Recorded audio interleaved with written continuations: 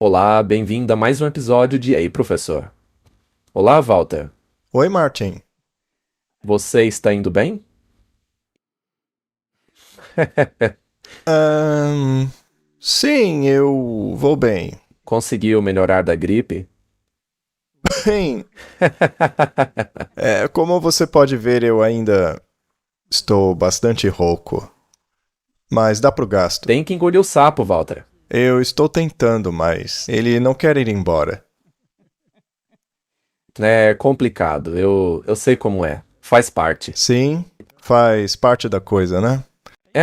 Enfim. ahn, Eles me disseram que isso duraria umas 3 semanas se eu tratasse. Mas se eu não tratasse, duraria 3 semanas também. tá. Bom, então deixa pra lá. É o que eu estou fazendo, Martin. São 21 dias sem tratamento e 3 semanas com tratamento, não é? Com o tratamento, isso. Está pronto pra polêmica? Claro, faz parte do trabalho, não é? Parece que a maioria das pessoas quer deixar tudo quieto como está, mas a gente gosta de agitar essa questão. Pois é, Martin. Você gostou da imagem atrás? Sim, é bem interessante. Não é? 2025 torne a América católica novamente. É um título bem ousado, né? Estou vendo um rosário ali atrás do chapéu, ou melhor, embaixo dele. Pois é, continuam falando sobre oração, oração. Parece que eles têm um ponto de vista diferente sobre oração. Com certeza. Muito bem, Martin. Acho que estamos caminhando para o cumprimento final das profecias. Precisamos orar a respeito. Com certeza, vamos lá. Querido Pai, certamente estamos em tempos importantes, somos muito gratos por estarmos aqui e, como sempre, não podemos fazer isso sem Ti. Pedimos que nos conduza nesta conversa, em cada assunto tocado, ilumine nossas mentes e guie essa discussão. Em nome de Jesus, amém. Amém?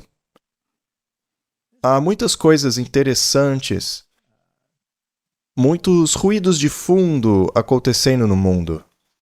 Estamos vivendo aí algumas eleições interessantes, né? No Canadá, da Austrália. E tem o fator Trump também. Pois é, sim, é interessante. Em alguns países, como por exemplo o Canadá, não era, não era esperado que a esquerda vencesse. Pois é, a direita estava 24 pontos à frente. Mas aí entrou o fator Trump e eles decidiram manter a esquerda. Eles foram para a esquerda novamente e alguns dos outros estados ficaram muito chateados porque não queriam um governo de esquerda mais uma vez. Alguns deles até querem se unir aos Estados Unidos. Interessante, não é? Bem interessante. O Trump vem falando sobre o 51º estado o tempo todo. Talvez aos poucos ele consiga, pedacinho por pedacinho, né? Outro país interessante é a Austrália, que, mais uma vez, viu um resultado que não estava de acordo com as pesquisas, não é mesmo? Pois é, e uma coisa interessante é justamente o partido que venceu. Eles também estão tentando implementar um imposto que é bastante polêmico. Pois é, e na Inglaterra, outra coisa interessante aconteceu. É que o partido que não é tanto à direita acabou vencendo.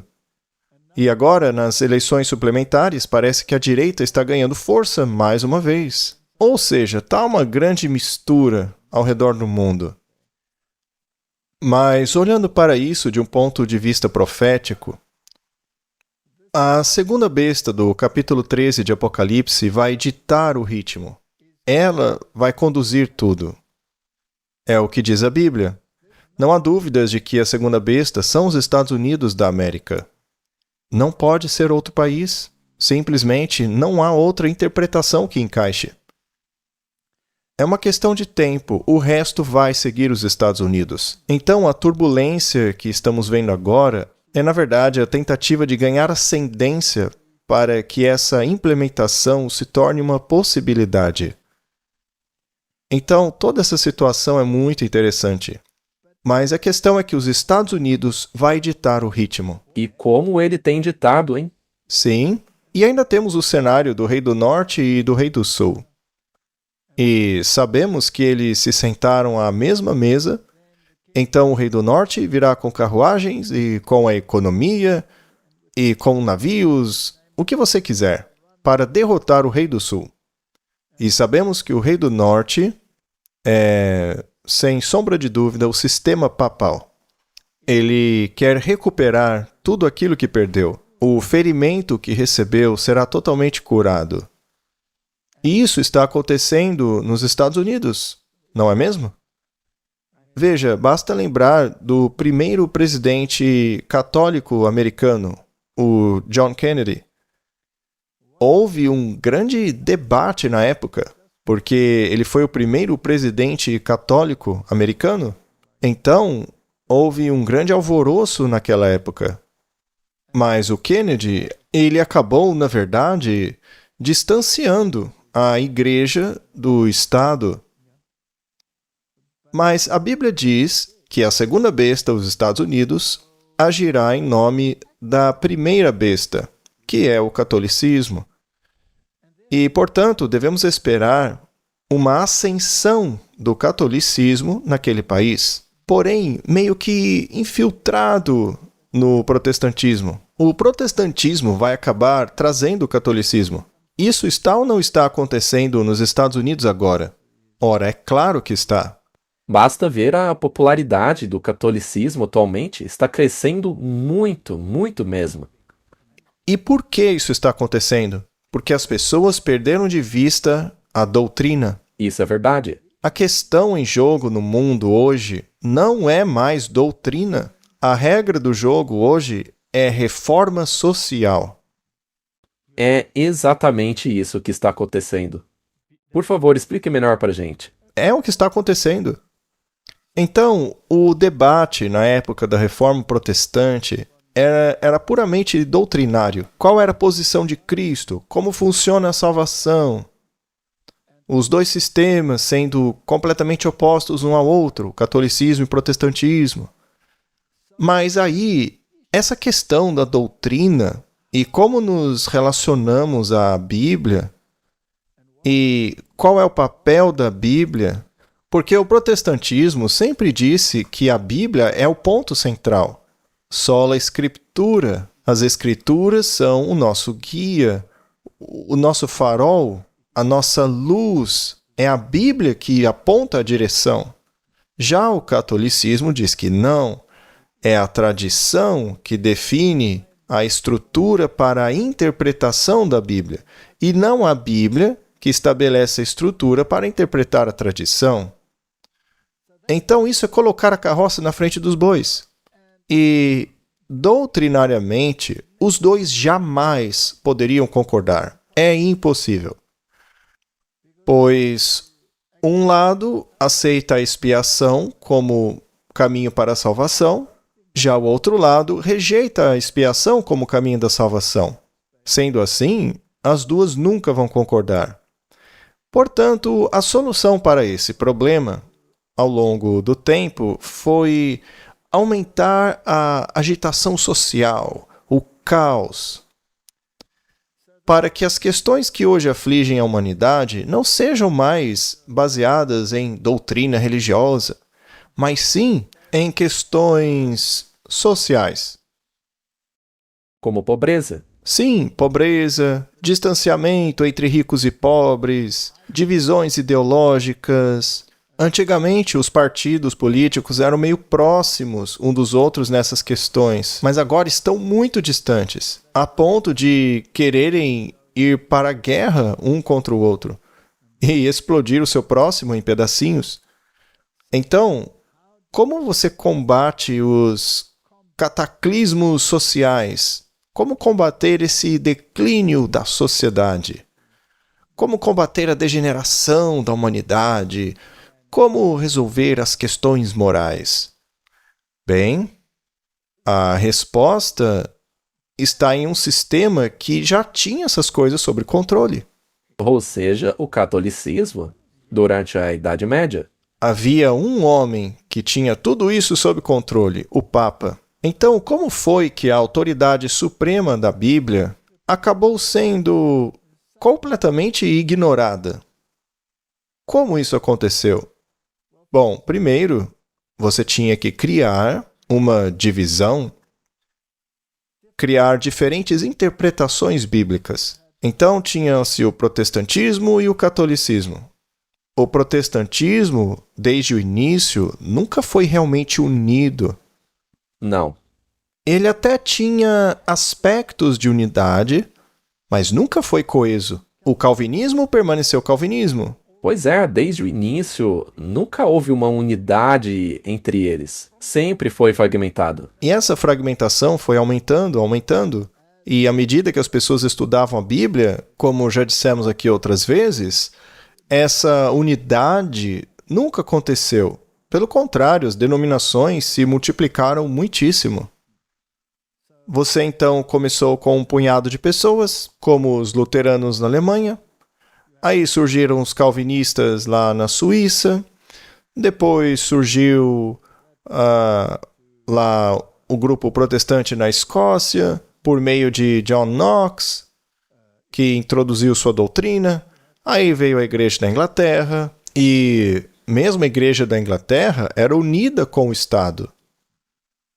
Porque esse era o pensamento da Idade Média, não é? Então, essa unidade entre igreja e Estado foi rompida pela Revolução Francesa. Tivemos a queda dos reis. Os reis foram aparentemente expulsos. E quando eram mantidos, era apenas um papel cerimonial. Aham. Como hoje. Sim, mas se você olhar nos bastidores, eles ainda têm poder dentro das sociedades secretas. A realeza, na verdade, lidera muitas das sociedades secretas. Se você pegar os grandes mestres do rito escocês, ou mesmo da Inglaterra, onde quer que seja, a realeza está muito bem representada nessa questão. Então eles aparentemente foram para a clandestinidade. A democracia tomou lugar. E a democracia multiplicou os sistemas. Assim, eventualmente, as igrejas continuaram se dividindo e se separando em questões diferentes. E aí surgiram milhares de denominações, todas dizendo se apegar à Bíblia. Bom, mas como essas igrejas acabaram se afastando da Bíblia, da lâmpada para os nossos pés, que é a palavra de Deus, a tua palavra é a verdade. Como elas se afastaram da Bíblia? Bom, isso foi acontecendo aos poucos. Você coloca ênfase em... Você usa a ciência, por exemplo. Primeiro você começa negando o Gênesis. Você transforma o Gênesis numa mitologia. Aí você nega as partes das Escrituras que se relacionam com isso ou que parecem defender o relato de Gênesis. Aí você vai dividindo, fragmentando a Bíblia, de modo que ocorra uma verdadeira corrosão da interpretação literal da Escritura, não é? Aí você leva isso para toda a sociedade. E os jesuítas fizeram um grande trabalho, criando universidades, escolas. Eles secularizaram a sociedade, a desviaram das Escrituras, fazendo com que elas não fossem mais a norma suprema da verdade. Foi uma grande jogada e levou alguns séculos para ser realizada. Então, Martin, eles mudaram o sistema religioso de um sistema baseado na Bíblia para uma religião emocional, na qual a norma é o espírito, o sentimento e não a palavra. Eles tiraram a autoridade de uma coisa para pôr na outra. Isso. Agora, os seus sentimentos, a sua emoção dita a sua religião. E isso te prepara completamente para o movimento ecumênico. Agora as pessoas estão prontinhas para reunir todo mundo, porque a doutrina já está fora do jogo. Agora o que manda são as questões sociais e não mais o que diz a palavra de Deus. É isso mesmo. Então o Papa Francisco e todos os papas anteriores disseram: vamos nos unir, todos acreditamos em Jesus. Todos acreditamos que quando morremos vamos para o céu ou para o inferno. E já que é assim, o resto a gente deixa de lado. Não vamos prestar atenção nas outras doutrinas. Vamos focar no social, na sociedade. Afinal, todos queremos moralidade. Todo mundo quer esses ideais. Então, esqueçam a doutrina e vamos focar nessas coisas. Vamos pôr de lado os nossos conflitos. Foi assim que começou. E foi isso que devolveu a popularidade ao catolicismo. Correto. E agora que o mundo chegou em um ponto em que precisa novamente ser conduzido para a moralidade, qual seria a base para essa moralidade? Seria a Bíblia? Não. Com certeza não. Não, porque a Bíblia só causa problemas. Sim, é verdade. Não é mesmo? É como disse Tony Palmer. É Deus que vai... Ele vai resolver as doutrinas quando todos chegarmos no céu. Ora, eu me pergunto então, por que Deus teria dado todas essas doutrinas em um livro se fosse para a gente ignorá-las? Não faz o menor sentido. Mas é o que eles falam. Ah, deixa para depois as doutrinas. Vamos focar na questão social.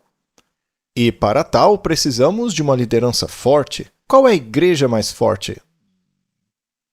Não é o catolicismo? Sim, Sua influência não está aumentando em todos os lugares? com certeza. E a quem as pessoas olham para obter orientação? O Papa? Você lembra do John Kerry, que disse que o Papa era o líder moral do mundo? Sim, mas ele precisa de alguma influência. E como recuperar esta influência? Bem, é aí que entra a segunda besta. Durante anos, temos dito aqui que a segunda besta, os Estados Unidos, implementará o Papa, suas doutrinas, suas normas e a sua moralidade mais uma vez. É um sistema espetacular, não é? Ele atrai todos com seu misticismo. E os objetivos e metas para ajudar a humanidade a retornar à moralidade parecem muito nobres. Pois é. Eles não estão nem aí que, para isso, a Bíblia deva ser enterrada junto com ela a centralidade de Cristo. E a outra coisa importante é que os primeiros reformadores, assim como a Igreja Católica, acreditavam firmemente que a Igreja e o Estado tinham que estar unidos. Afinal, qual é o sentido de ter um sistema de moralidade se ele não é implementado pelo Estado? É necessária a polícia para garantir que a moralidade seja implementada. Afinal, é para o bem de todos. É para o bem comum. Sim, mas a pessoa deve ser capaz de tomar uma decisão pessoal de aceitar a salvação. Isso de acordo com a Bíblia. Exato. Você deve conseguir tomar uma decisão pessoal de entrar em harmonia com os princípios bíblicos, os 10 mandamentos. É um convite que a Bíblia faz para entrar em harmonia com os princípios dela. Agora, nós sabemos que os padrões e normas morais católicos não estão baseados nas Escrituras, mas no que eles chamam de lei natural, e não na Bíblia. O problema é que eles fazem parecer serem iguais. É. Mas não são iguais. Não é a mesma coisa. É apenas parecido. Eles alteraram os 10 mandamentos de maneira que esses novos 10 mandamentos reflitam as necessidades da sociedade e não mais as exigências de Deus.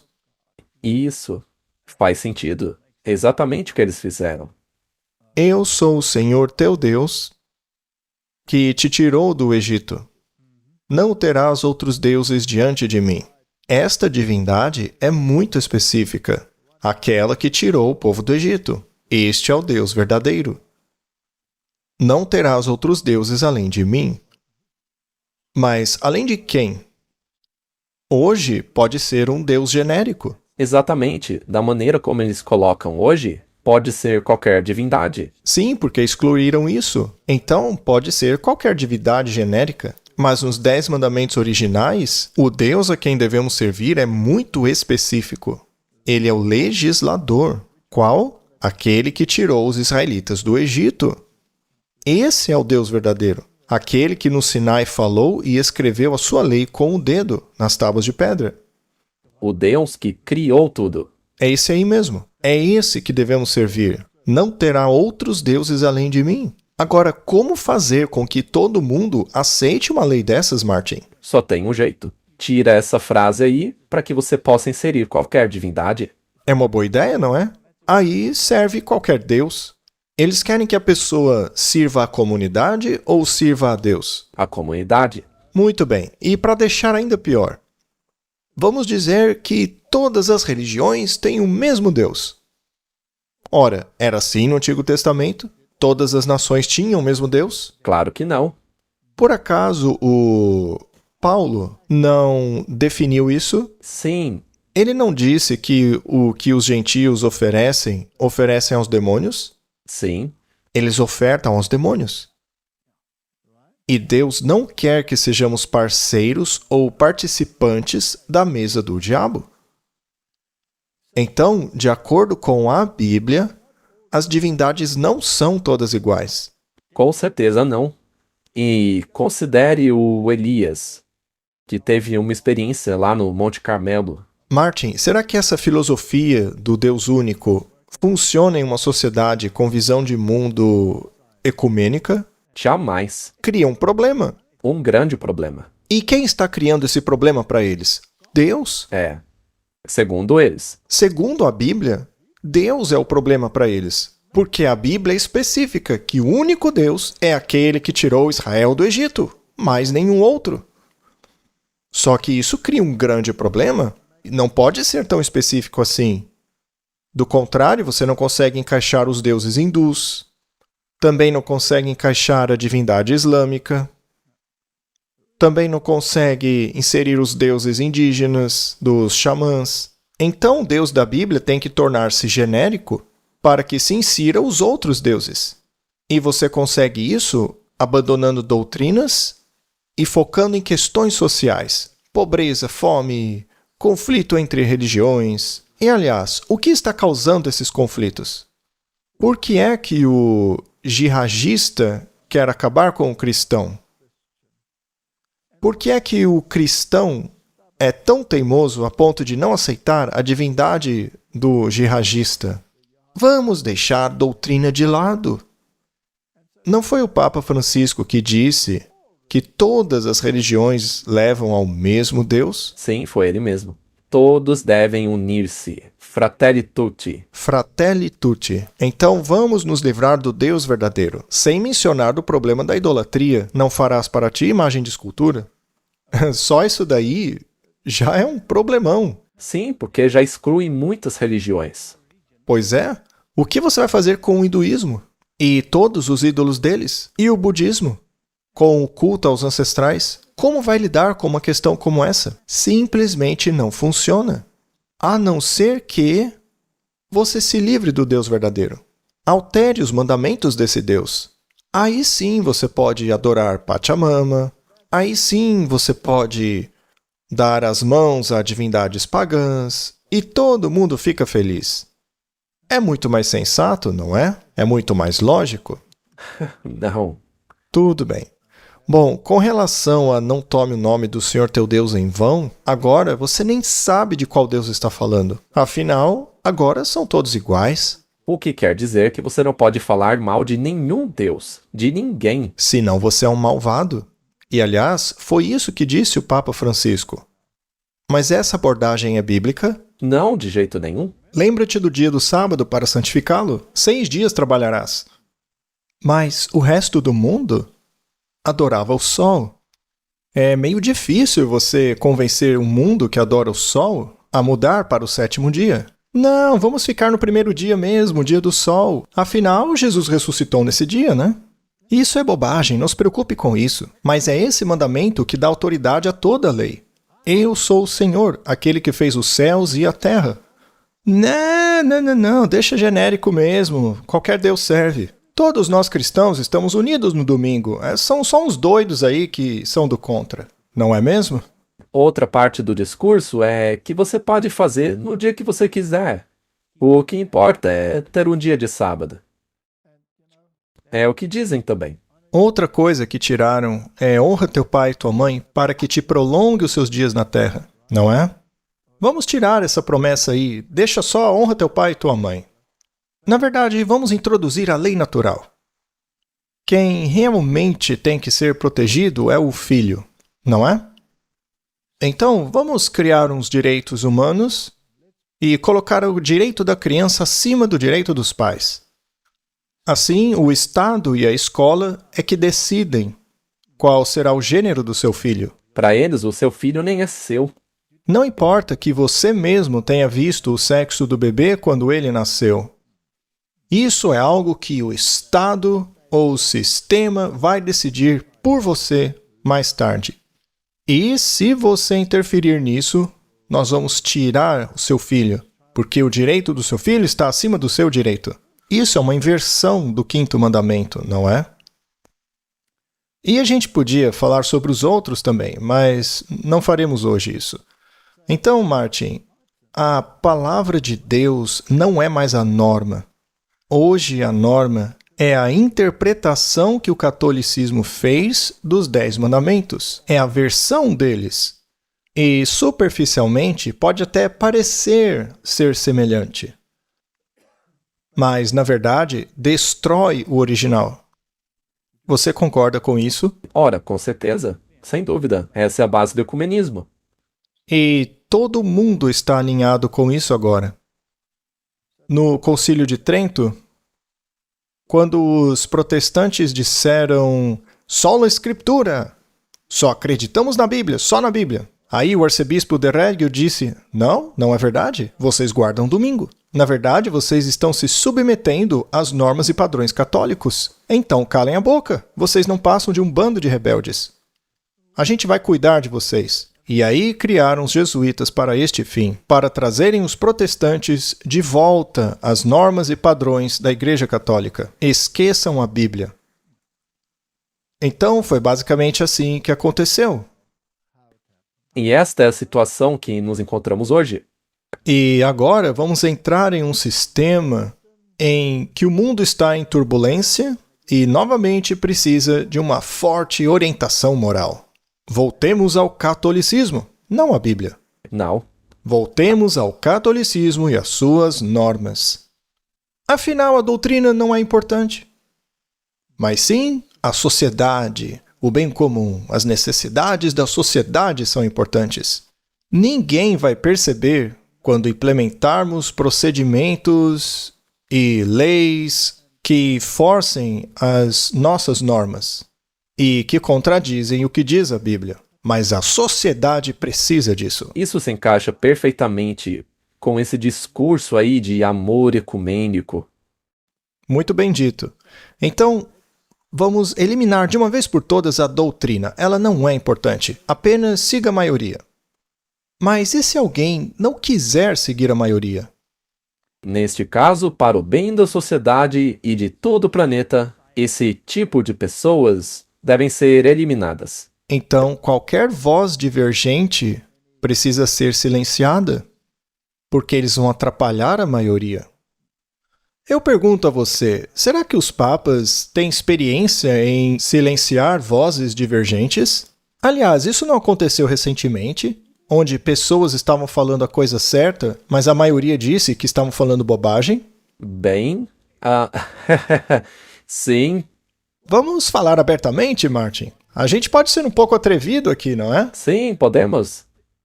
Bem, há cerca de 5 anos atrás, você não podia falar abertamente o que pensa. As pessoas teriam te excluído na hora.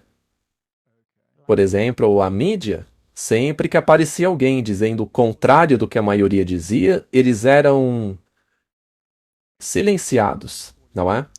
Muito bem. Martin, o ponto principal é que a Bíblia profetizou que a primeira besta, que é inequivocadamente o catolicismo, essa besta iria se recuperar, ela seria curada. Aquele que implementará as suas normas e padrões em seu nome é a segunda besta, que são os Estados Unidos da América. E a questão já não é mais se isso é possível, a questão é, está acontecendo?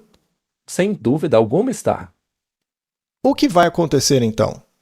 Número 1. O status do catolicismo vai crescer cada vez mais.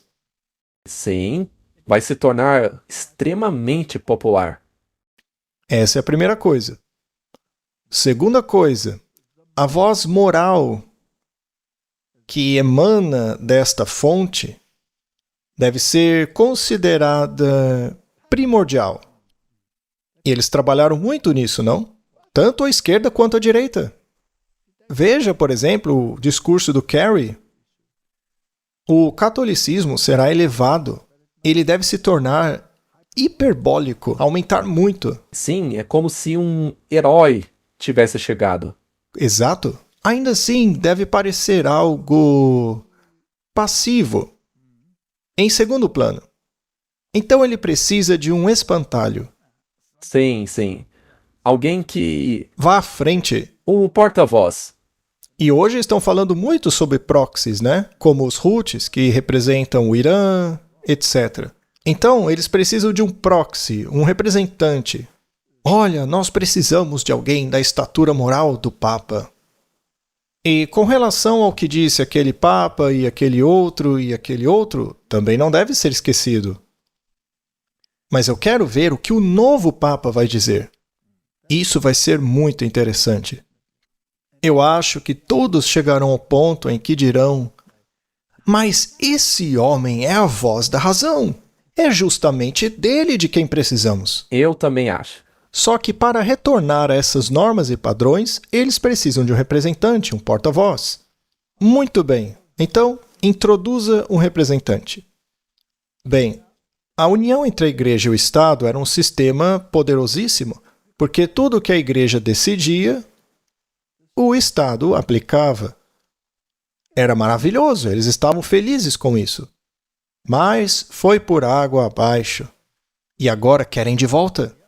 Eles querem reunir a igreja e o Estado. Portanto, a separação entre a igreja e o Estado não é algo que serve o bem comum. Exato. A igreja precisa governar de novo. Sim, é assim que o Papa se sente agora. É assim que a igreja católica se sente. Tem que governar de novo. E os judeus? Eles achavam que tinham que governar? Com certeza achavam. Acontece que o Messias tirou o governo deles. A ênfase agora estaria nele e no que está acontecendo lá no céu. Assim, qual seria o papel deles aqui embaixo? Bom, isso está de acordo com as escrituras, o que você acabou de falar, mas na cabeça deles, eles não queriam assim. Não, eles queriam poder, queriam governar. E na Idade Média, conseguiram governar. Só que eles perderam esse governo e agora o querem de volta. Então, querem unir a igreja e o Estado novamente. E quando isso acontecer, então a Bíblia que temos, que é a palavra de Deus, isto aqui, estará completamente provada como verdadeira. Claro que sim. Portanto, vamos dar uma olhada no que está acontecendo no mundo. Martin, o Papa Francisco era muito forte em relação ao meio ambiente e às energias renováveis. Mas deve haver um equilíbrio entre os dois, porque o Donald Trump apareceu e disse: perfurem petróleo à vontade. Ele saiu imediatamente do Acordo de Paris. Ainda assim, essa questão não pode desaparecer, porque a voz do Papa tem peso. Eu acho muito interessante que a Espanha tenha passado por essa calamidade agora. 100% da energia renovável da Espanha acabou passando por um blackout histórico. Seria isso coincidência? Pela primeira vez, eles estavam se gabando de que sua grade era 100% renovável. E logo em seguida ela colapsa. pouquíssimos dias depois. As pessoas não conseguiam nem sair dos trens porque as portas estavam trancadas. Tiveram que arrombar tudo. Houve um grande pânico. Sim, foi um pânico enorme no país. E nada funcionava. Pela primeira vez, toda a rede elétrica nacional colapsou. Vamos ler o artigo. Apenas 12 dias depois, às 12h35 do dia 28 de abril, Espanha e Portugal vivenciaram um dos maiores apagões de sua história. O corte de energia também afetou França, Andorra, Bélgica, Holanda e com a desconexão da rede elétrica ibérica da rede europeia mais ampla. Bom, a causa não se sabe. Foi temperatura, foi um pulso eletromagnético, seja lá o que foi, causou muito pânico. E o impressionante é que ficaram apenas algumas horas sem energia. E o resultado já foi pânico, pânico, pânico. Pânico total. Imagina se elas morassem aqui na África do Sul alguns dias. Elas iam surtar completamente, porque aqui nós temos rodízio de energia. Imagine só, elas iam surtar. Algum tempo atrás estabilizou, mas há poucas semanas atrás... Caiu tudo novamente. Se você já dirigiu em Joanesburgo, na África do Sul, e acha que pode depender de semáforos ligados, esqueça a ideia. Bem, aqui nós estamos totalmente acostumados com esse tipo de coisa. A gente até sorri quando vê isso acontecendo. Só que a questão é maior do que essa. É apenas parte do caos que precisa ser resolvido. E a solução do problema precisará vir com uma grande ênfase religiosa. Mas, veja, tudo isso aí está acontecendo e o Trump é contra isso daí. Isso aí acaba o exaltando. Sim, o Trump ganha pontos com isso aí. Vamos voltar um pouco para o dia 25 de março. Não faz muito tempo. Quando o arcebispo Eupidóforos apresentou a cruz sagrada ao presidente Trump na celebração do Dia da Independência da Grécia. Isso é muito interessante. Então, o arcebispo ortodoxo apresentou a cruz especial ao Trump. E ele comparou a liderança do presidente à do imperador Constantino o Grande. Ora, se voltarmos na história, veremos que Constantino foi um imperador importantíssimo, porque ele oficializou o cristianismo. Ali em Roma.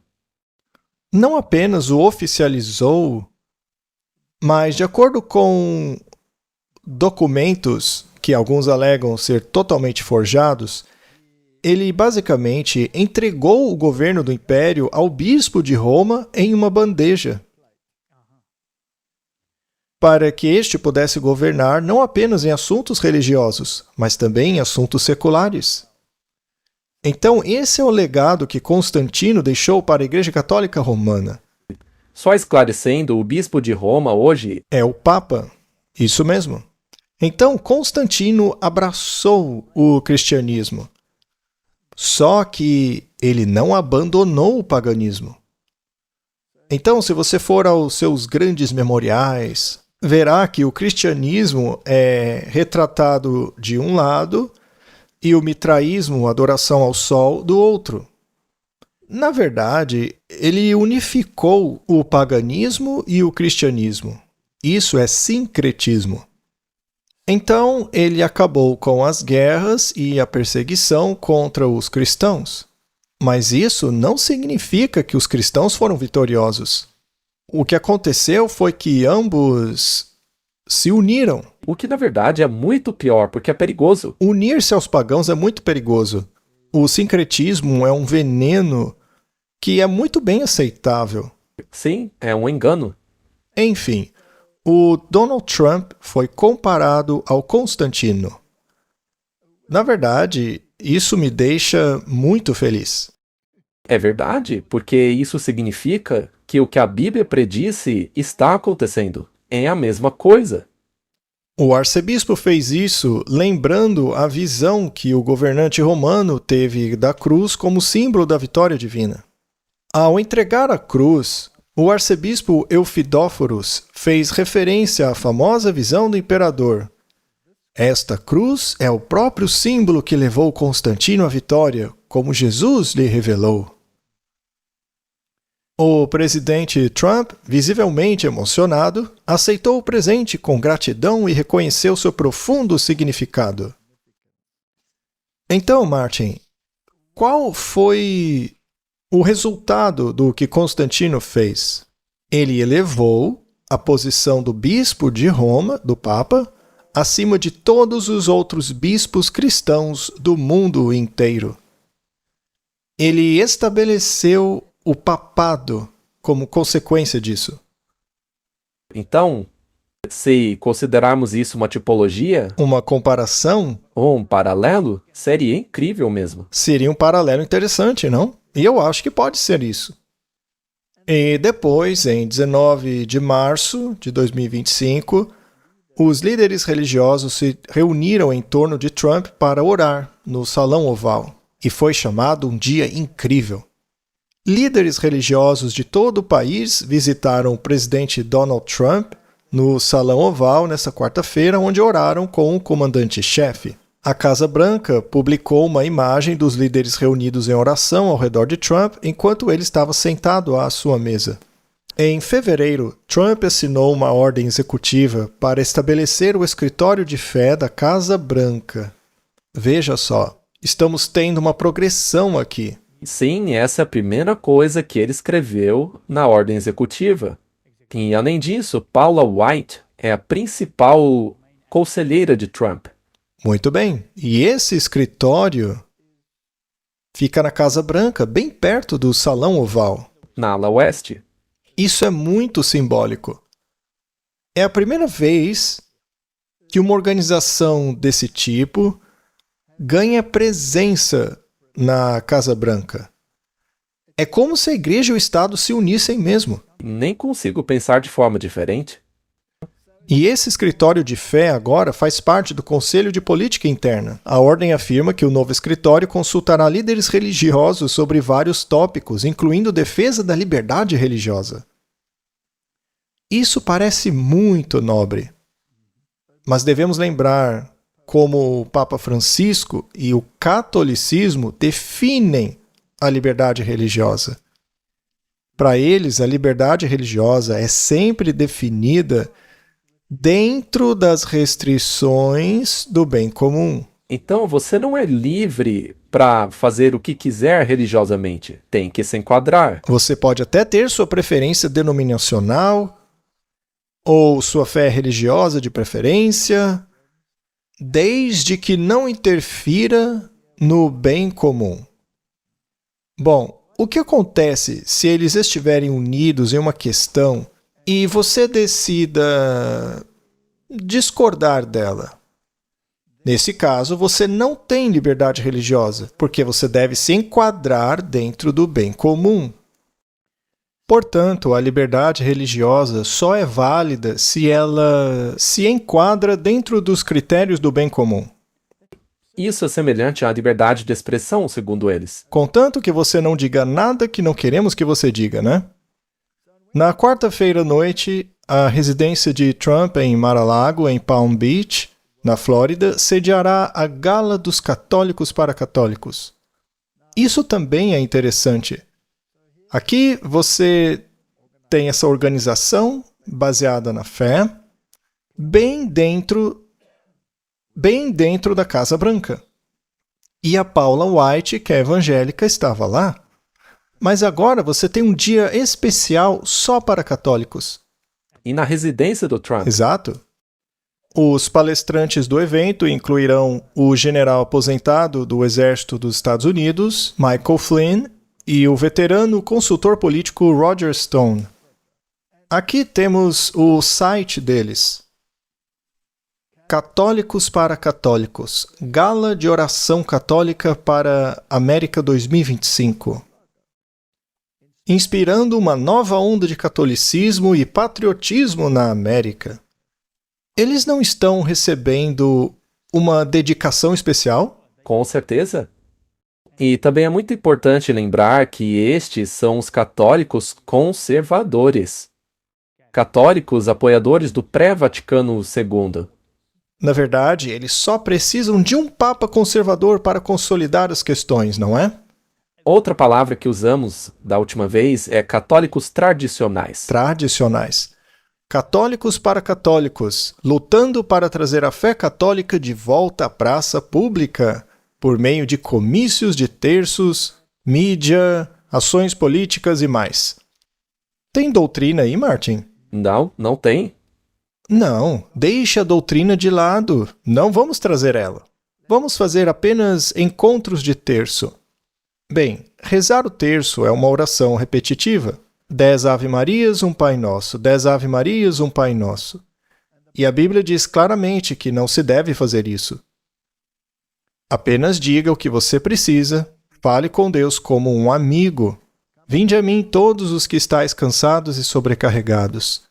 Coloque os seus fardos aos meus pés e eu lhe darei paz. Só isso. E ação política? Isso faz parte da Bíblia, Martin? Não, isso aí é política. Dai a César o que é de César e a Deus o que é de Deus. Embora Católicos para Católicos seja um movimento de ativistas apaixonados, sabemos que sem oração nosso trabalho é em vão. Então, a oração repetitiva é a resposta aí. Acredito que essa é uma das razões pelas quais temos o terço. Sim, bem ali no chapéu. Escapamos por pouco, figurativa e literalmente, como país, na última eleição. É hora de agradecer a Deus e contar com sua ajuda para muitas batalhas que temos pela frente. Então, eles estão em pé de guerra? Com certeza. E qual o objetivo deles? Repor as normas católicas dentro da administração do governo. Também há um pouco de mensagem subliminar nisso aí em relação a Trump. Ele é o homem para essa tarefa. O Trump é o homem que fará isso. Muito bem, veja o que os católicos conservadores acham disso. Não é possível ver nesta foto, mas o evento tinha mais de 100 padres. Esta é a imagem de Nossa Senhora de Fátima que foi doada não apenas para Donald Trump, mas para toda a sua família. Era uma imagem muito bonita de Nossa Senhora de Fátima, de uma qualidade muito boa. E o bispo Strickland rezou uma linda oração, abençoando-o, aspergindo com água benta. Acho que algumas pessoas viram essa imagem e pensaram, mais uma velha celebração no meio do jantar, mas não é isso. Esta é a bênção da estátua de Nossa Senhora de Fátima como presente para a família Trump. O bispo Strickland rezou em particular para que esta bela imagem da Santíssima Mãe fosse uma bússola que os guiaria até Jesus, para que ela dissesse a eles, façam tudo o que ele, Jesus, lhe disser para fazer. Martin, o que acabamos de ver aí não vai contra o segundo mandamento? Claro que é, eles estão pedindo bênção a uma estátua. Não vai contra o segundo mandamento? Claro, isso é proibido. Você ouviu um pio dos protestantes? Não, Nem o pio? nenhum. Tá bom, então. E isso aí é bíblico? Claro que não. Claro que não. Claro que não. Bom, todo o sistema que vimos aí é puro paganismo. Se você olhar para Pachamama, qual é a diferença disso? É a mesma coisa. Não faz diferença se é uma coisa ou outra. Bom, eu não vou entrar em mariologia aqui, não é meu objetivo hoje. Estamos apenas observando onde as coisas estão caminhando. Isso aí não é bíblico. Não se baseia no que diz a palavra de Deus. Baseia-se puramente na tradição católica.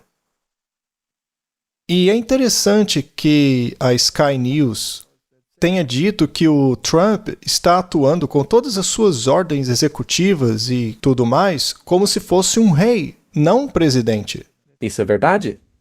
Então, Martin, a Constituição proíbe a união entre a Igreja e o Estado, embora hoje argumentem que não. Ora, mas se isso fosse verdade, a Constituição deveria começar com eu, o rei, ao invés de nós, o povo. O Trump está assumindo o controle, está fazendo do jeito dele. Mas ele vai fazer isso em nome de alguém. Ah, sim. Não se engane quanto a isso. E o que ele fez neste Dia Nacional de Oração? Trump cria a Comissão de Liberdade Religiosa no primeiro Dia Nacional de Oração. Esse artigo foi publicado no dia 1º de maio. O presidente diz que sua administração está trazendo a religião de volta ao seu país. centenas de líderes religiosos representando diversas origens religiosas, incluindo cristãos, judeus, muçulmanos, hindus e outros, compareceram ao evento no Rose Garden, realizado a poucos passos do Salão Oval. O evento contou com momentos de reflexão, com orações conduzidas por figuras religiosas preeminentes, incluindo uma oração hindu pela paz e uma invocação cristã, ecoando a abordagem multirreligiosa vista em celebrações anteriores. Isso é o Fratelli Tutti. Eu queria perguntar isso. Por acaso isso é diferente do que o Papa fez o tempo todo? Não, é justamente o que ele propagou. Isso não nega o primeiro mandamento? Sim. Nega, não é? Mas serve ao propósito da humanidade de um ponto de vista humano, mas não do ponto de vista divino. Organizado pelo recém-criado Escritório da Fé da Casa Branca, algumas autoridades aproveitaram a ocasião para oferecer seus versículos religiosos favoritos. A ordem executiva que cria a Comissão de Liberdade Religiosa se junta a outras ordens com foco em religião assinadas nos últimos 3 meses, incluindo uma que aborda o preconceito anticristão e outra que visa o aumento do antissemitismo em faculdades e universidades em todo o país. Algumas dessas universidades estão sendo pressionadas para cumprir essas ordens executivas. Então, talvez, os seus privilégios fiscais acabem sendo removidos? O financiamento será retirado? Bem, então, será que estamos vendo medidas de guerra econômica tomadas para impor uma ideologia específica? Claro que sim. E é impressionante como tudo bate com o que a Bíblia previu. Tá, vamos nos certificar de que as pessoas não nos entendam mal. Por acaso achamos o antissemitismo aceitável? Claro que não. Não. Será que achamos o preconceito anticristão aceitável? Claro que não. Com certeza não. Será que achamos que temos que eliminar os muçulmanos do mundo? Não. Não. Será que achamos que os hindus devem ser invadidos e removidos de sua terra? Não. Claro que não. E isso tem que ficar bem claro. Não somos anticristãos, não somos antissemitas, não somos anti-hindus, não somos antipaganismo em nenhum outro sentido além do doutrinário. Ok? Será que Deus quer alcançar toda a humanidade? Claro que quer. Cada tribo, nação, povo e língua, independentemente do que acreditam. Se há apenas um Deus e uma verdade, então é natural que ele chame a todos para essa verdade. E é claro que é uma decisão sua, é seu livre-arbítrio aceitar ou não. Esse é o ponto crucial, é o mais importante. Então nós nunca vamos recorrer a armas ou espadas? Só a Bíblia. Somente a Bíblia. Somente a Bíblia. Essa é a nossa espada, é o que a Bíblia diz. Portanto, nesta configuração aí, sabemos que isso viola o primeiro mandamento. E eu tenho que tomar uma decisão. Com qual lado eu vou seguir? E também, por que todas essas organizações religiosas estão se reunindo em solidariedade? Como isso é possível? Veja, acho que um problema que pode acontecer quando as pessoas dizem mas você é contra isso. Veja, não há nada de errado em falar com outras religiões, ter amigos de outras religiões, mas quando a questão é unir-se a elas de maneira oficial... Veja, ao afirmar que todas as religiões levam a Deus, eu não estarei assim contrariando o que diz a Bíblia? Pois Jesus disse que só há um caminho para Deus, e esse caminho é o próprio Jesus. Agora, e esses cristãos aí? Que padrão esses cristãos estão adotando? O padrão papal ou o padrão bíblico? Se você nega o que diz a Bíblia e coloca a doutrina de lado, então é o papal. Fratelli Tutti. Eles estão adotando o padrão papal e não o bíblico. Vamos continuar. O que o Donald Trump disse sobre isso? Traremos a religião de volta ao nosso país e faremos isso de forma rápida e incisiva. Porque para a América ser uma grande nação, temos que ser uma nação debaixo de Deus. Uma frase da qual a esquerda gostaria de se livrar. Mas, Ben Carson, não vamos deixar isso acontecer, certo?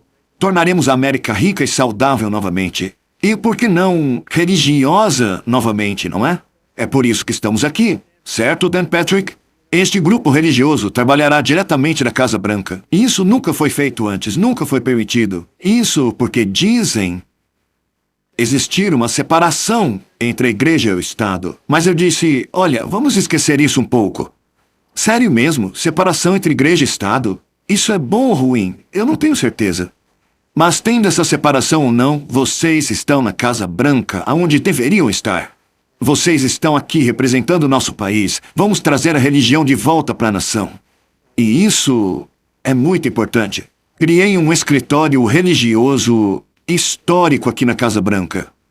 Esse escritório se sairá muito bem. Eu já vejo muita gente indo e voltando, e isso é bom. Queremos defender todas as crenças e sua liberdade religiosa nesse país e no exterior. Eu sempre quis que eles tivessem esse escritório. Isso nunca aconteceu antes. Religiosos autorizados a entrar na Casa Branca. Certamente seremos processados porque vão dizer: e a separação entre igreja e Estado? Isso não pode ser feito. Mas não se preocupe, nós vamos ganhar o processo mesmo assim. No fim, a justiça sempre está do nosso lado. Às vezes acontece de colocarem uma juíza ruim, no caso, mas no final, a gente sempre ganha, não é, Pam? Assinei uma ordem executiva para combater o antissemitismo, isso é muito importante. É algo grande. Também criei uma força-tarefa no Departamento de Justiça. E, Dan, você vai se envolver nisso para erradicar o preconceito e o anticristianismo. Isso é novidade. Não pode haver preconceito anticristão. Em poucos instantes, também assinarei uma ordem executiva criando uma comissão presidencial sobre liberdade religiosa. E é por isso que estamos aqui. O presidente desta comissão será o vice-governador do Texas, Dan Patrick. Levante-se, Dan. Ele é um cara muito legal. Ele é um político fabuloso. É um político incrível. E, além disso, é um homem muito religioso também. Muito obrigado, Dan. E também agradeço ao Dr. Ben Carson. Não preciso falar muito sobre ele, né? Ele dispensa apresentações. Sabe, o Ben Carson está comigo desde o início. Ele disputou a eleição comigo, lembram-se? Você se importa se eu contar a história, Ben?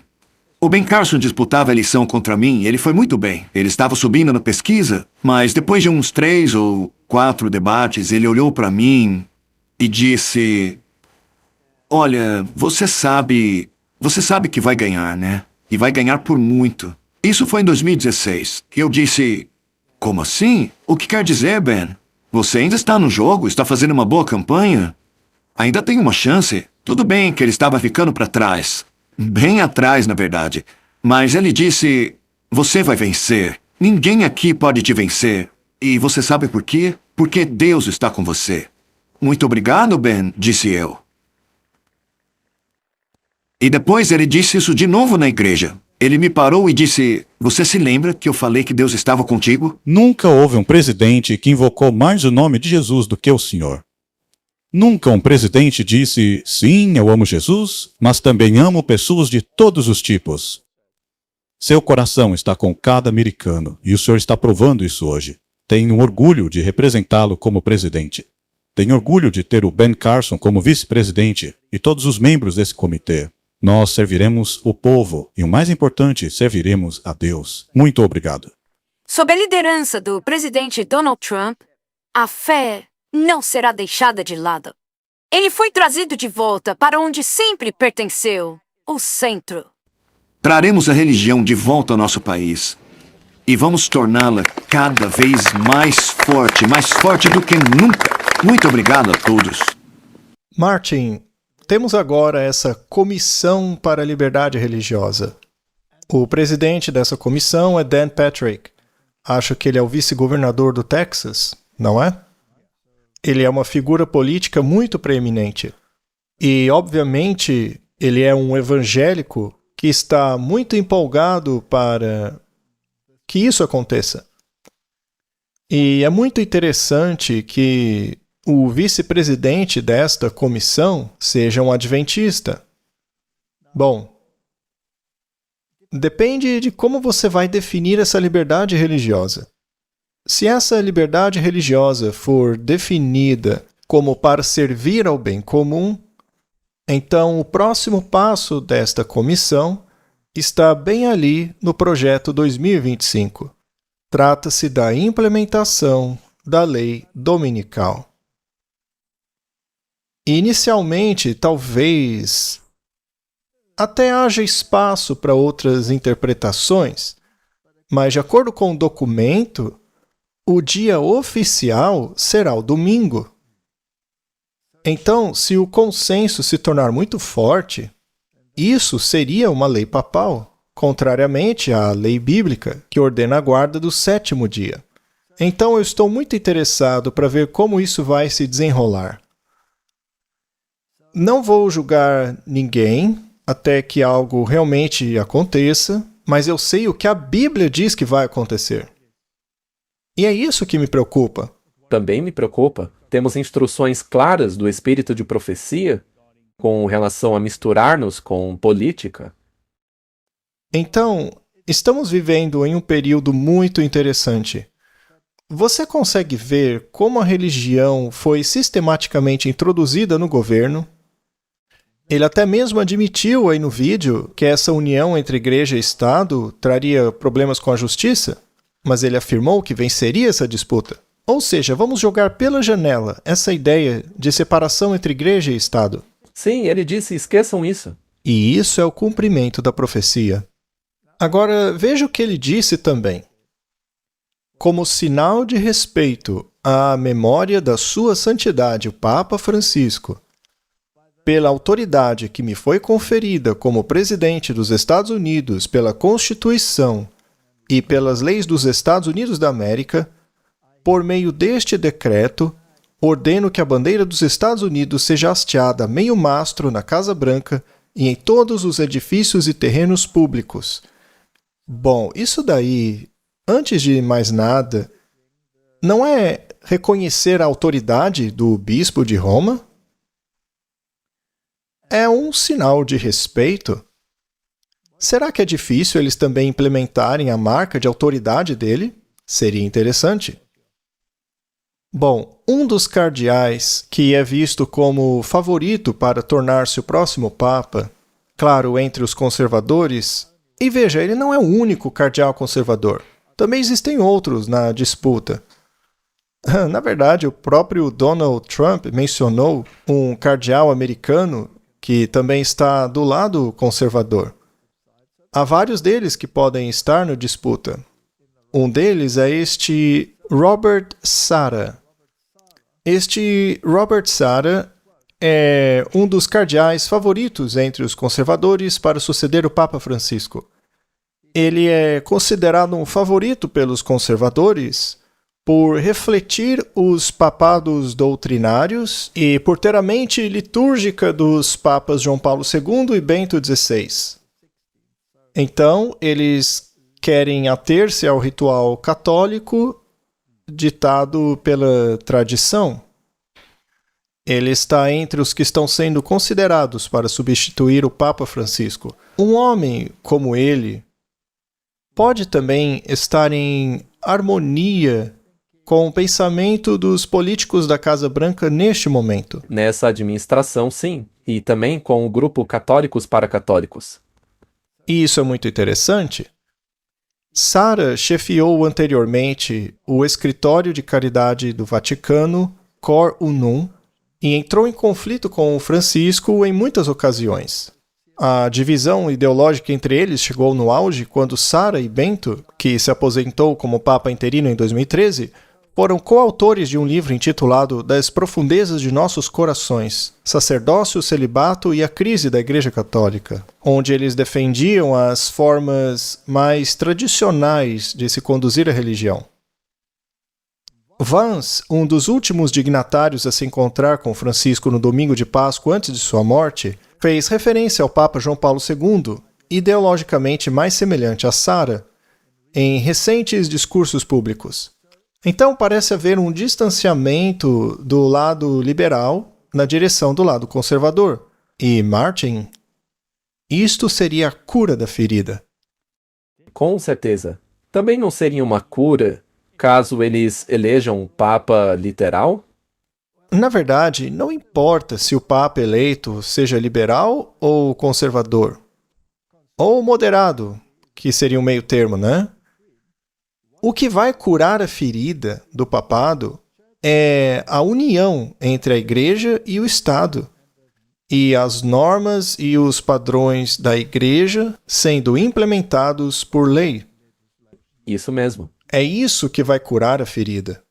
Porque isso é legislar a moralidade católica em favor do papado, ainda que seja contra a Bíblia. Isso curaria a ferida. Mas o catolicismo sempre argumentou que o sistema em vigor durante a Idade Média, no qual, pela tradição, a autoridade do Papa era aceita sem questionamento, bem, eles querem isso de volta. Eles querem de volta os rituais que mantinham as pessoas presas na ignorância. Exatamente. Eles querem as pessoas na ignorância hoje também. Eles querem que elas se concentrem em rituais ao invés da palavra. Verdade. Eu estava pensando agora mesmo. Você acabou de dizer que é necessário que alguém que ocupe a posição de Papa agora seja alguém popular.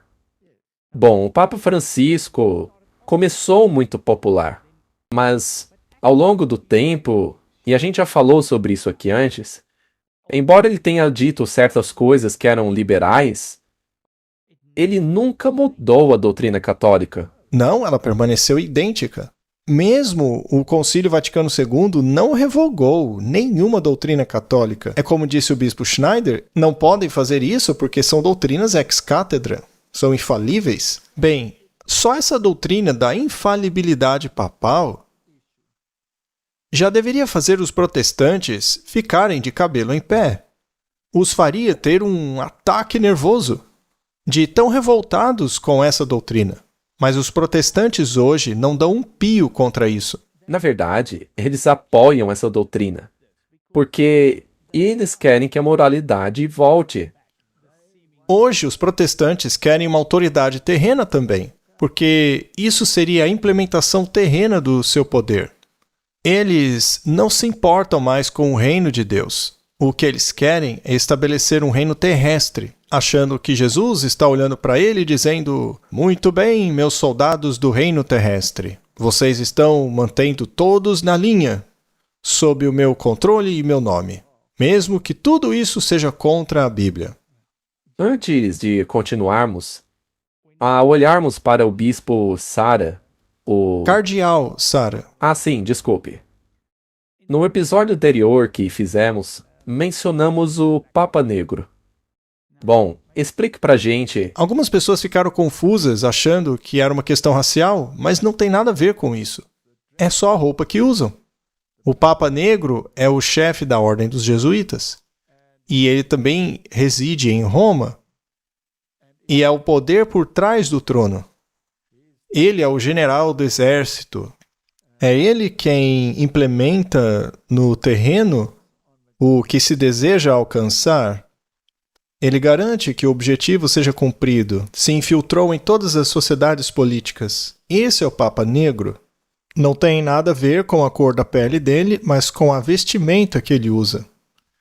E você tem o Papa Branco, que é aquele a quem eles juram lealdade. Mas eles estão tão unidos em seu trabalho e, de novo, o objetivo deles é o ultramontanismo, ou seja, todo o poder em apenas um homem. É isso que eles querem implementar. Se o próximo Papa for negro, e agora sim, em termos da cor da sua pele, Alguém pode até fazer alguma anedota dizendo, agora temos 2 papas negros, mas não é o caso. Não importa a cor da sua pele, porque não é uma questão racial. Trata-se de um sistema religioso que é implementado. Isso pode parecer irônico, mas também pode ser subliminar. Com certeza, e até mesmo é um pouco profético. Sim, nos termos em que o Trump publicou uma imagem de si mesmo como Papa, né? Em sua rede social. E houve um grande alvoroço. Mas muita gente gostou disso, não é? Sim, milhares. Bom, na minha opinião, acho que provavelmente foi uma brincadeira. Mas ainda assim pode ser algo profético. Não que ele vá se tornar um papa, não é isso. Mas no sentido de que ele fará o que o papa quer. Com certeza.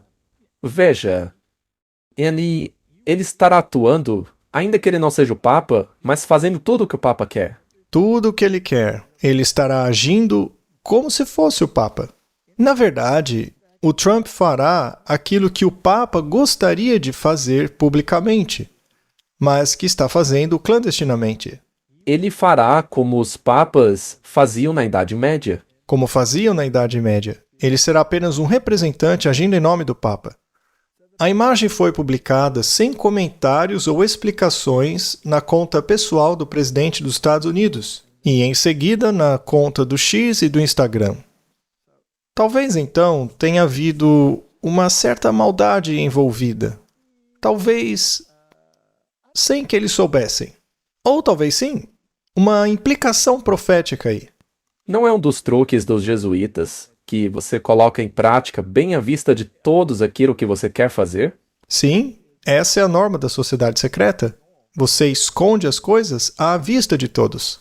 A foto foi publicada poucos dias depois de o líder mundial brincar que gostaria de ser pontífice.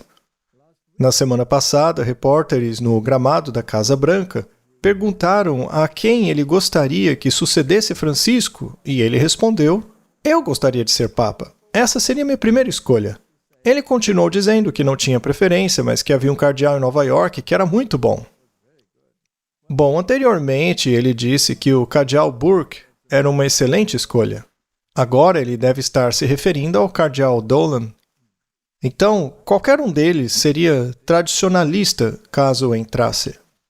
Eu não estou dizendo que eles serão eleitos, mas se um deles fosse, seria bastante interessante. Ele foi criado como presbiteriano e se identificou publicamente com a religião durante a maior parte de sua vida adulta, antes de, em outubro de 2020, renunciar à religião e dizer que agora se considera um cristão não denominacional. O que provavelmente é uma jogada esperta, se você deseja, é claro, esse clima ecumênico, que é o que Roma quer. Com certeza. Então, no fim das contas, o que ele fez foi deixar a Bíblia de lado. Sim. E dizer, olha, não quero me filiar a ninguém. É como a doutrina católica, na verdade. Sim, é um sistema muito inteligente. Agora, Martin, vamos falar sobre o Projeto 2025. Afinal, essa é a cartilha, não é? Este artigo aqui foi publicado no dia 20 de março e tem a ver com o Departamento de Educação, que criou muitas ideias liberais que eles querem eliminar agora. Bom, diz assim: a educação é um alvo crucial de uma lista de desejos de políticas de direita conhecida como Projeto 2025. Isso aqui é da BBC, tá bom? Um documento de 900 páginas pede maior liberdade de escolha escolar, essencialmente subsidiando escolas religiosas e privadas com verbas públicas, o que também foi objeto de um decreto executivo inicial de Trump. Muito bem. Apesar de o Trump ter aparentemente se distanciado do Projeto 2025, ele está, na verdade, implementando-o, Com certeza. mesmo tendo se distanciado. Exato. Na verdade, é um jogo de palavras. Ele fala que se distancia, mas o gabinete todo dele está super ocupado em implementar esse projeto. Então, na fachada, ele pessoalmente não está envolvido diretamente nisso, mas todos os seus funcionários estão. É como a Igreja Católica se distanciando da maçonaria, ao mesmo tempo em que os seus membros mais importantes são maçons. Embora Trump tenha se distanciado do projeto 2025, ele nomeou vários de seus autores para ocupar cargos governamentais importantes. E muitos de seus decretos executivos iniciais seguem de perto as propostas descritas no documento. Eles estão chamando isso de políticas. Então esse projeto agora é uma lista de desejos. Então o projeto foi de políticas para desejos. Mas não faz diferença nenhuma, porque basta você assinar uma ordem executiva e aquilo se torna uma regra. É claro, é por isso que eu disse que é um jogo de palavras. É um jogo de palavras. Isso levanta uma questão. Seria o projeto 2025 um projeto para tornar a América católica? É uma boa pergunta. Bom, esta pessoa aí está vestida como um jesuíta, uma túnica preta. Será então que ele está desempenhando um papel duplo? Não sabemos. Bom, a Sky News fez a seguinte pergunta: estaria Donald Trump seguindo o manual da direita? O que acontecerá depois? E aí eles citam algumas coisas que já foram implementadas. Vamos dar uma olhada. O que o projeto 2025 disse? O documento pedia que o presidente reduzisse as regulamentações e tornasse os funcionários federais mais fáceis de demitir. O que o Trump fez? Desde o dia em que retornou ao cargo, Trump instruiu seus aliados a perseguirem o chamado Estado Profundo, colocando agências federais, incluindo o FBI e o Departamento de Justiça, muito mais sob o controle presidencial. Então ele fez? O que mais o projeto diz? A imigração ilegal deve acabar, não ser mitigada. A fronteira fechada e não repriorizada. E o que ele fez? Prometeu deportações abrangentes e declarou estado de emergência nacional na fronteira do México. Ele acabou com o problema. Sim, 99,9%. Então, ele seguiu o projeto? Com certeza. O que mais diz o projeto? O próximo presidente conservador deve tornar as instituições da sociedade civil americana alvos difíceis para os guerreiros da cultura woke. Bem, ele está fazendo isso? Está e muito. Ele não está indo atrás das universidades? Sim, nós falamos sobre isso antes. É uma ordem executiva após a outra. Ele disse que faria isso removendo termos como diversidade, equidade, inclusão, igualdade de gênero e aborto. Eles não cortaram financiamento. O Departamento de Deficiência Governamental, dirigido por Musk, não quis acabar com tudo isso. Sim, o DEI foi imediatamente extinto. Desde a primeira ordem executiva, lá no primeiro dia. E isso não acabou gerando muita raiva? As pessoas não estão queimando Teslas na rua e fazendo todo tipo de coisas? Não apenas há protestos em toda parte, mas também há contra-protestos agora.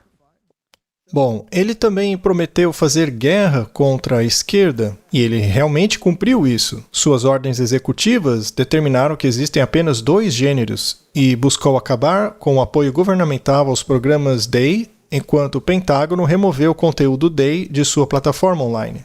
Ele devastou a coisa. Seriam esses apenas desejos ou implementação de fato? Se você pode usar meios financeiros para forçar as pessoas a fazerem isso, isso aí é cumprimento de Daniel, capítulo 11. Com certeza é. E veja, essa lista de desejos me faz pensar que se você faz compras online, você tem lá a sua lista de desejos, né? O que ele está fazendo é mover da lista de desejos para o carrinho. É isso mesmo. O que mais? Na questão de tarifas e comércio, o documento está dividido. Então, o que ele fez?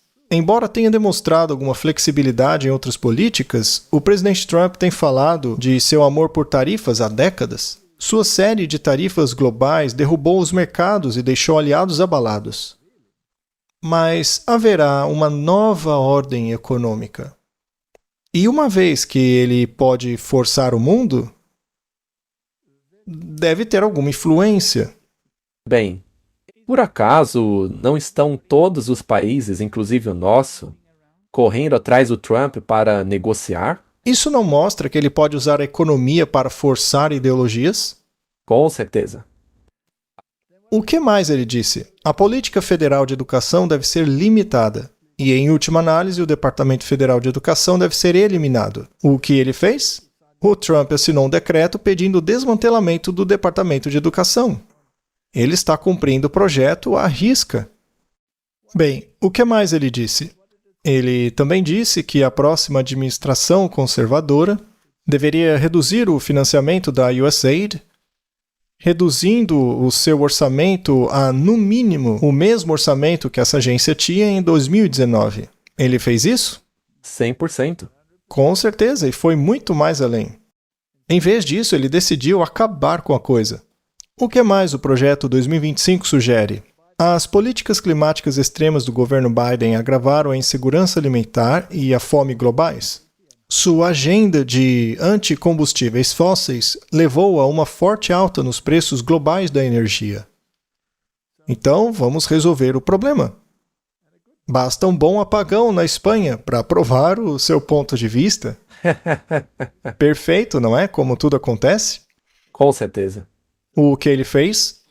Ele retirou os Estados Unidos do Acordo Climático de Paris e revogou as metas do presidente Joe Biden para veículos elétricos e prometeu perfurar em busca de petróleo. Ele não fez isso? Totalmente.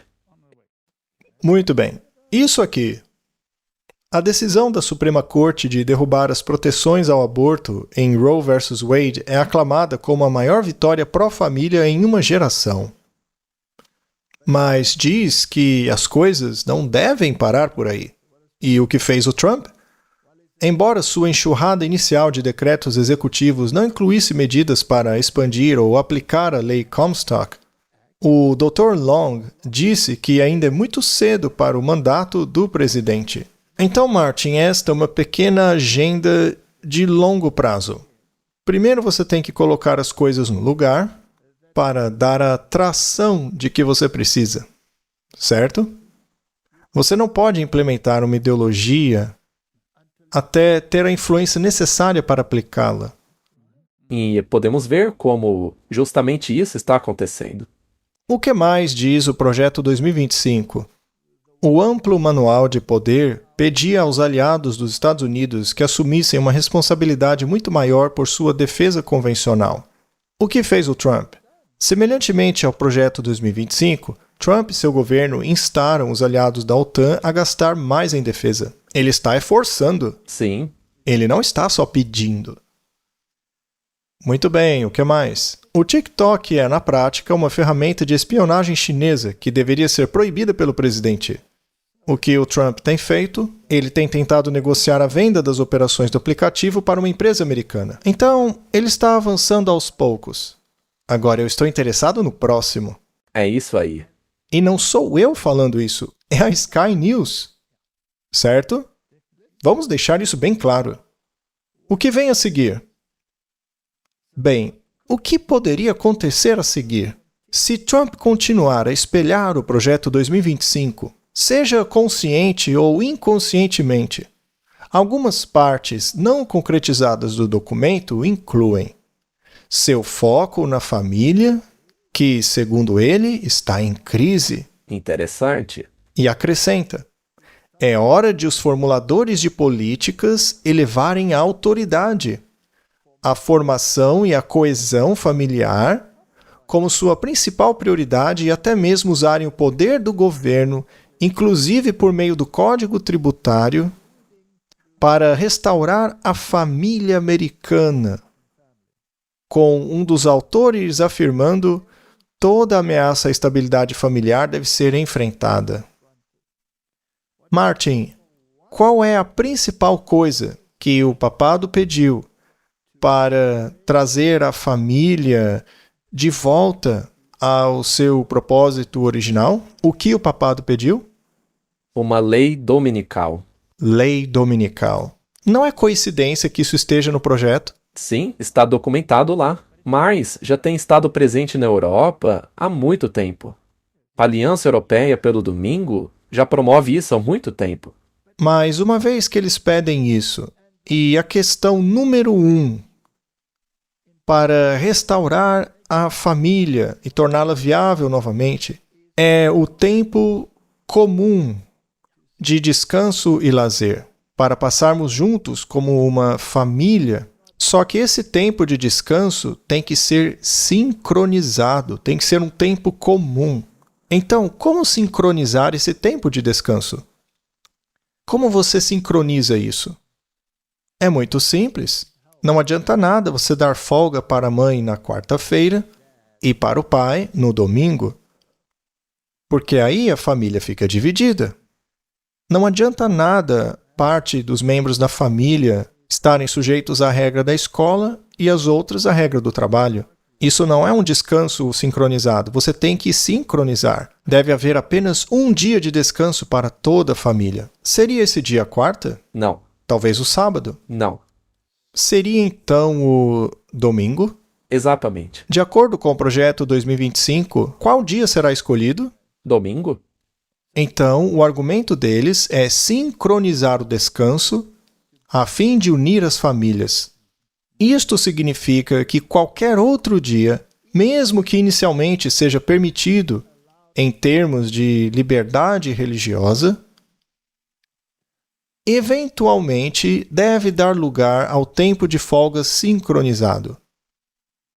O que significa que apenas um dia da semana será permitido para o descanso. E isso para que a economia não sofra. É para o bem comum. O dia oficial de descanso será o domingo. Seria o próximo item da agenda? Olha, eu acho que é uma prioridade muito grande. Bem, a própria Sky News faz a pergunta. Eles também mencionam os outros pontos, mas esse aí é o primeiro. Essa é a pergunta que eles fizeram. O que vem a seguir? Por quê? Eu espero que eles estejam certos. Com certeza. E eles mesmos dizem que estamos em crise. Sim, E tudo aquilo que está em crise tem a prioridade. mas antes de implementar isso, você primeiro deve obter o impulsionamento, não apenas nos Estados Unidos, mas para garantir que seja feito em todo o mundo. O papado desempenhará um papel muito importante. E a Laudato Si e o Projeto 2025 dão um lugar de muito destaque a essa documentação. O Projeto 2025 fala sobre o descanso sabático. Deus ordenou o sábado como dia de descanso, e até muito recentemente a tradição judaico-cristã buscava honrar esse mandato por meio da regulamentação moral e legal do trabalho neste dia. Martin, judaico-cristão, ou seja, todo preconceito antissemita e cristão deve acabar. As duas religiões estão unidas aí. Só tem um pequeno problema. O problema é que os judeus ainda guardam sábado e os cristãos guardam o domingo. Alguém vai ter que ceder. Martin, qual é o Dia Nacional de Descanso Bancário? Domingo? É o domingo? Quando que as tradições do povo geralmente ocorrem? Domingo? Então, o judaísmo é uma minoria com relação a esse assunto. Se eles insistirem no sábado e os adventistas se juntarem a ele, ainda assim são uma minoria. E se quiserem ser inclusivos e ter um dia sincronizado de descanso, mais cedo ou mais tarde, um dos dois vai ter que ceder. Serão os judeus ou os cristãos? A história se repetirá.